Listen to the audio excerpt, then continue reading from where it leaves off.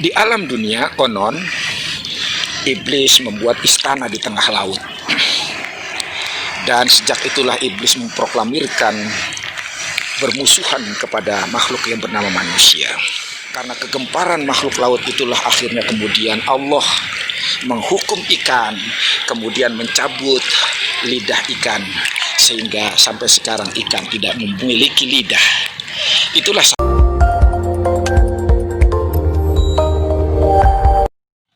Assalamualaikum warahmatullahi wabarakatuh.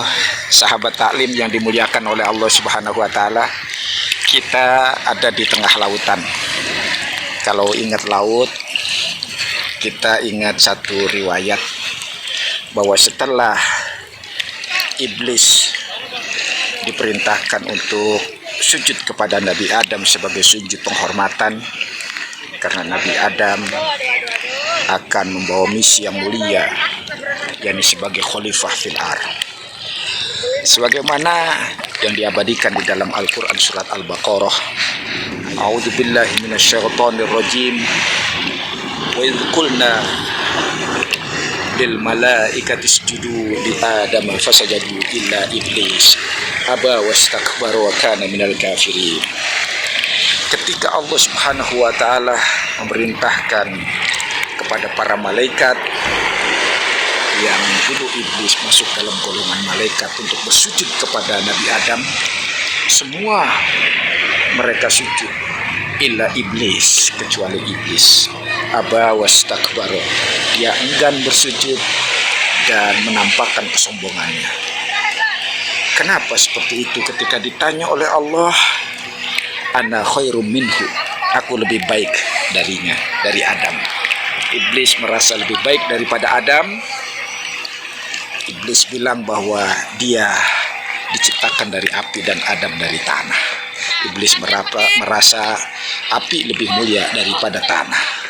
Lalu kemudian karena itulah Allah Subhanahu wa taala melaknat iblis, hingga kemudian iblis terusir dari surga, lalu turun derajatnya, martabatnya, eksistensinya ke alam dunia. Di alam dunia konon iblis membuat istana di tengah laut. Dan sejak itulah iblis memproklamirkan bermusuhan kepada makhluk yang bernama manusia. Ketika iblis berada di laut, iblis kemudian memprovokasi yang namanya ikan, makhluk di laut. Wahai para ikan, sebentar lagi kalian bersama makhluk yang lainnya akan menjadi santapan makhluk yang bernama manusia. Sebentar lagi akan turun makhluk yang bernama manusia yang hidup di bumi, dan dia doyan apa saja, termasuk apalagi makhluk-makhluk yang akan berada di laut akan dihabisi oleh yang namanya manusia. Terutama kalian, wahai para makhluk ikan. Mendengar seperti itu, akhirnya ikan kemudian memviralkan berita itu kepada seluruh makhluk yang ada di laut. Dan akhirnya gempar makhluk yang berada di laut tentang berita yang dikabarkan ikan. Karena kegemparan makhluk laut itulah akhirnya kemudian Allah menghukum ikan, kemudian mencabut lidah ikan, sehingga sampai sekarang ikan tidak memiliki lidah. Itulah sahabat taklim, konon sejarah mengapa sampai sekarang ikan tidak memiliki lidah.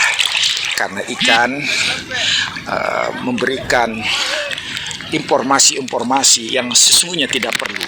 Ikan mudah memberikan gosip, ikan mudah menyampaikan berita-berita yang tidak bermanfaat. Karena itu sahabat taklim yang dimuliakan oleh Allah Subhanahu wa taala, maka kita begitu juga hendaknya harus menyimpan rahasia orang, aib orang lain, kekurangan orang lain. Janganlah mudah menyebarkannya. Terlebih lagi sekarang di dunia digital, kita mudah sekali men-share hal-hal yang tidak baik. Yang baik saja kalau tidak bermanfaat, maka janganlah di-share.